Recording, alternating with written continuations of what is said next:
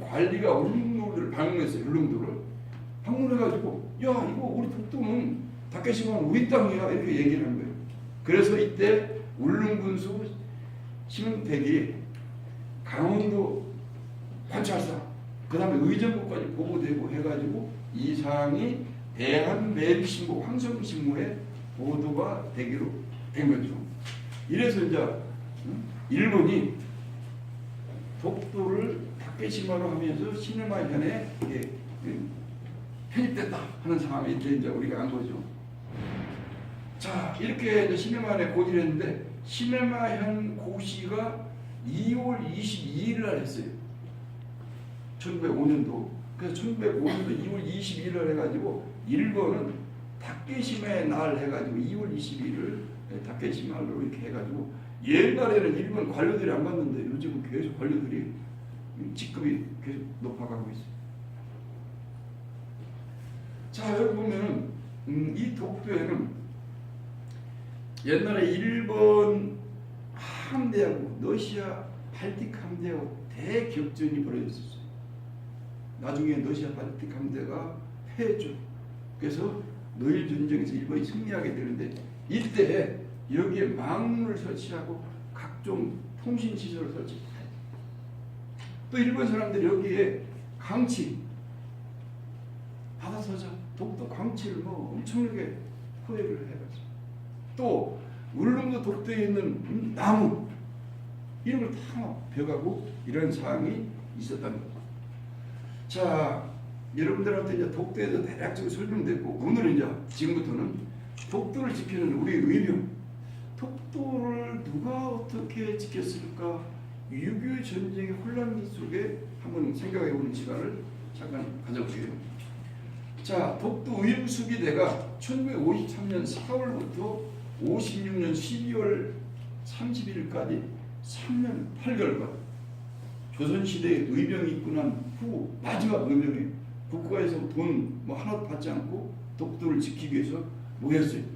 이분들이 결성한 동기는 뭐냐면 6.25 전쟁 등으로 정부가 체계적으로 독도를 방어할 수 없었어요. 또 울릉도 출신 상위 용사들이 뭉쳤어요. 일본은 해상보안청 무장수시설 이것이 막 독도를 불법 상륙을 하고 있고 또 일본인들이 와가지고 영토 표지판을 막 설치를 했어요. 이것을 6번이나 다 해수하고 파기하고 했고 또 독도 지역에서 고기 잡는 우리 어부들을 협박하고 하는 사안이 발생됐죠. 이래서 이런 기도를 저지하기 위해서 독도 의용수비대가 결성이 된 거죠. 자 33명으로 민간이 조직되어 있었어요. 그래서 이 사람들 상용사이기 때문에 이렇게 대장, 홍순, 지혜를 두방, 제1전투대, 제2전투대 이 사람들이 막무에서 일본의 무장순시선 어선 함정을 이렇게 관측하고 대응했던 이와 같은 사람들이죠. 처음에는 울릉군청 등에서 일부 물자를 받고 했는데 턱 없이 부족해가지고 개인 재산을 많이 투입했어요. 경상북도 병사구 사령부 지방병구청에 해당돼요. 경찰국도 지원을 받았고 나중에는 홍순칠 대장 이분이 개인 재산을 팔아가지고 부산에 가서 기관총 부족을 막 구입해오는 이와 같은 상황도 있었어요. 이렇게 해서 빈약한 무기로 이렇게 이제 독도를 지키게 되는 거죠. 독도에 이분들이 가서 상주하기 전에는 1953년부터 1953년 7월까지 요 5차례에 걸쳐서 일본 수산시험선 또 어선 무장순시선 이 사람들 계속 왔다 갔다 했어요. 자, 이 기간이 6.25 전쟁 기간이에요. 참 일본 사람들은 야비하죠. 우리는 6.25 전쟁 뭐 확보하지 막 고생을 하고 있는데 일본 사람들 이 틈을 타가지고 독도를 자기 땅으로 점령하려고 안간 침을 쓴 거죠. 우리 군이나 경찰이 여기 여력이 없었어요. 이 민간 의병들이 이 독도를 지킨 거예요. 자, 나중에는 이제 안 되니까 자주 넘어오니까 이제 독도에 이분들이 옮깁니다. 처음에는 서도 지역에 물골이 있어가지고 물을 식수로 사용할 수 있어가지고 했는데 이 지역에서는 저 일본 배들 무장수는 관측이 안 돼요. 나중에는 동도로 가서 이제 주거지를 만들죠. 근데 식량이 부족해가지고 바다에서 해초리나 고기 등을 잡아먹고 물이 부족해가지고 식수를 빗물을 사용하고 여러 가지 어려움이 많았었죠.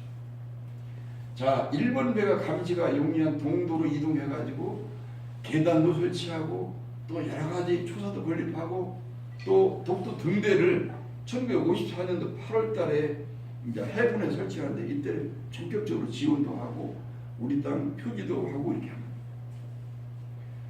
자, 1954년도부터 6차례에 걸쳐서 독도를 점령하려고 하는 이 같은 의도가 있었어요. 공격에 오는 사항이 있는데, 자, 1954년도 5월달 5월 23일 28일날 해상보안청 무장순시선 또 어업실선이 독도에 이제 침범했어요.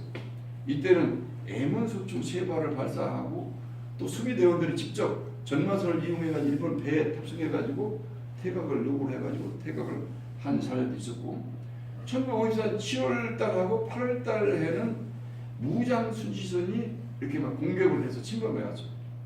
침범해왔는데 8월달에는 기관총 600발을 사격해가지고 무장순시선 우측 축전지를 명중해가지고 황급히 퇴각하는 상황이 발생됐고, 계속해서 무장순시선이 오다 보니까 이제 의병들은 의용수비대들은 나무로 이렇게 홀을 만든 이와 같은 상황까지 발생돼요. 나무로 홀을 만들어 가지고 유장망을 세우고 접근하면 유장망을 벗기고 포로 대응하는 이와 같은 형태를 유지하는 거죠. 이것도 효과가 있어 가지고 10월 2일 이때는 퇴각하는 이와 같은 상황이 발생되죠. 자, 제6차 1954년 11월 21일 06시부터 07시 사이에는 무장순시선 2척이 완전히 공격대으로 독도를 점령하려고 왔어요. 이래서 이때는 박격포 박격포 9발, 중기관총 500여 발, 경기관총 500여 발을 발사하면서 완전히 교전이 발생했어요. 교전이 발생해가지고 핵고라호가 완전히 명중돼가지고 나머지 옥교가 핵고라호를 끌고서 도망가는 이와 같은 상황이 발생됐어요. 이 이후에는 일본 무장순시선이 독도의 근처에 얼씬거리지 않았어요. 그래서 우리 대한민국 정부에서는 이날을 독도 대첩 기념일이다 해가지고 항상 하는데, 올해도 금년도 11월 21일날 대전 현충관에서 이와 같은 행사도 있었고 저도 여기에 참석을 했었어요. 자, 독도융수비대의 업적을 보면은 일본인들이 독도 불법 상륙 저지 기도했고, 또 어민들이 고기잡이하는 활동을 보장할 수 있도록 했고, 또 우리 영토 표지판을 영구히 설치를 했고, 또 나중에 56년 12월 30일 국립경찰로 안전하게 이전해주는 이 어떤 토대를 마련했다, 이렇게 이야기를 할 수 있어요. 자, 이분이 홍수칠 대장님. 이번에 33인 중에서 지금 7분이 살아계세요. 7분이. 이번에 대전 현충원에 오신 분은 이 2분이 오셨어요. 최고업시 한 90세 되고, 이 박영희 씨 33명 중에서 여자가 딱 한 분이에요. 이분 누구냐면 홍순칠 대장의 부인이에요. 이 2분이 와가지고 함께 기념 행사를 한 적이 있어요. 자, 대전 현충에 가면은 이렇게 독도용 수비대 묘역 해가지고 있어요. 여기에 보면 홍순칠 대장의 묘 이렇게 되어 있고, 2005년도 노무현정부 시절에 이 법이 최초 법률로 규정이 돼가지고 쭉 개정을 통해서 현재는 체계적으로 법이 이제 개정이 됐다. 그래서 이분들에 대한 국가보훈처에서의 이 활동을 통해서 이분들의 공헌을 이렇게 인정을 하고 있는 상황이죠. 자, 금년도 10월 26일에는 경상북도 울릉군 북면에 이와 같이 지상 2층의 기념관이 설치가 됐어요. 그래서 체계적으로 이분들이 활동하는 상황을 다 전시를 하고, 나중에 울릉도에 가면은 여기가 명소가 될 것으로 판단이 돼요. 이 지역에서는 울릉도까지, 독도까지 딱 다 보여요. 이게. 자, 이분들이 소망, 자신에게 닥친 어려움을 스스로 극복하는 마음이었어요. 우리 학생들한테는 열심히 공부해서 독도를 뺏기지 않도록 힘을 배양하라. 이와 같은 말씀도 하셨고, 나라 사랑은 자기가 할 수 있는 작은 일부터 바로 실천하는 것이 중요하다. 이런 말씀을 하셨어요. 자, 독도. 어제는 누가 지켰을까요? 독도의 주기들. 오늘은 우리가 지켜야 돼요.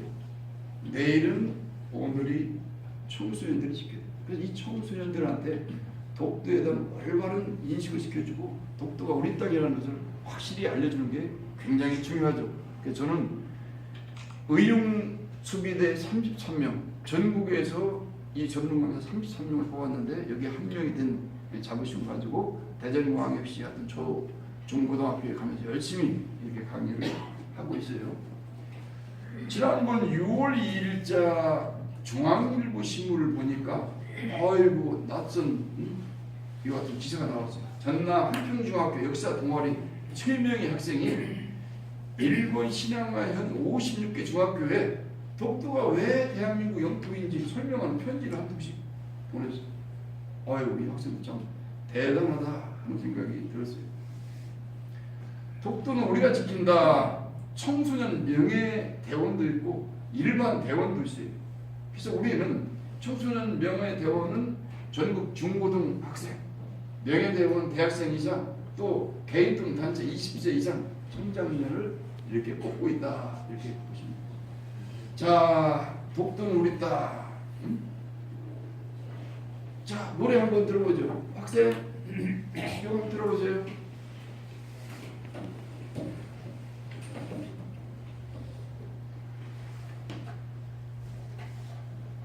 가수 무연태가 부른 노래입니다. 한번 들어보죠.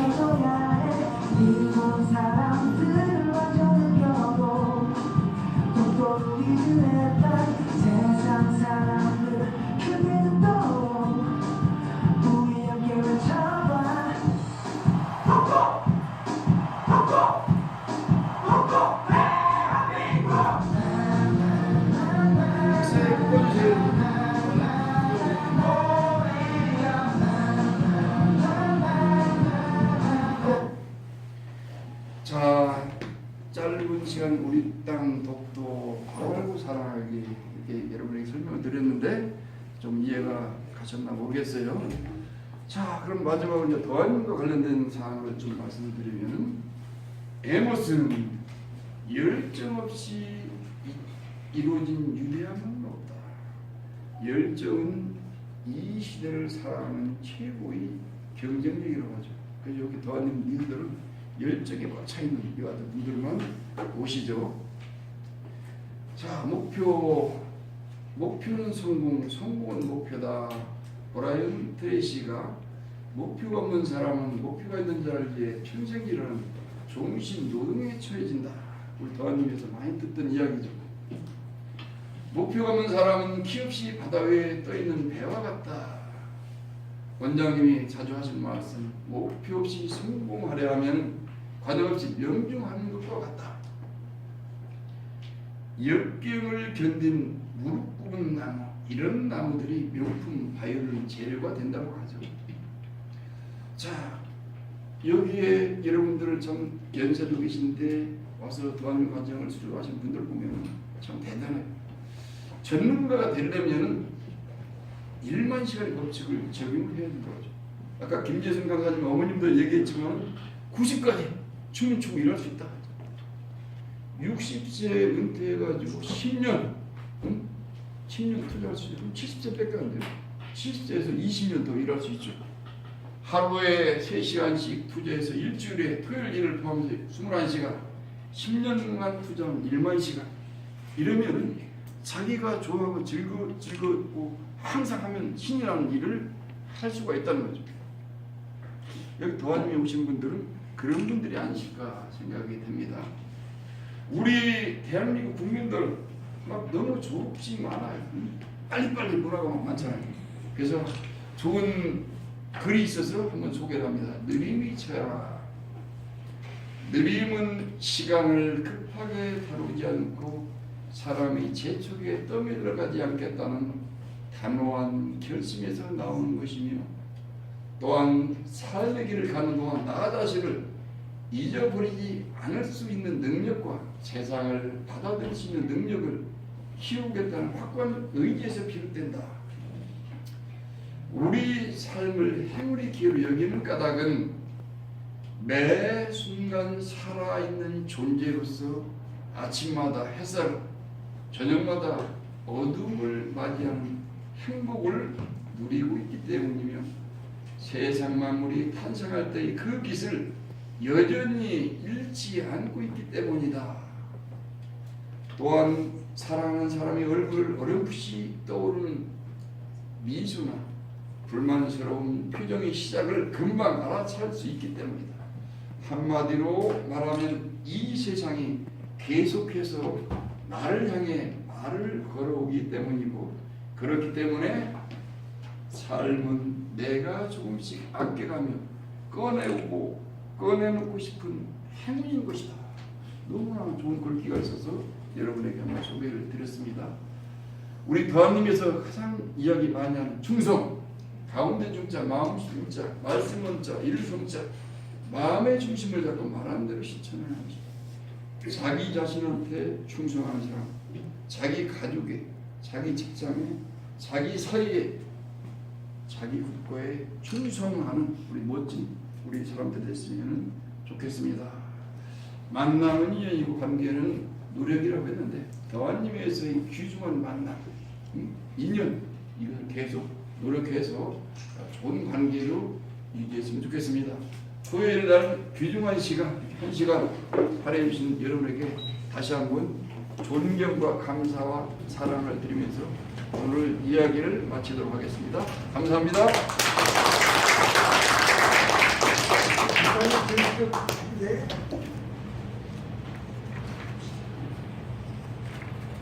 안녕하십니까. 더한님 리더 여러분과 내빈 여러분, 크게 해주십시오.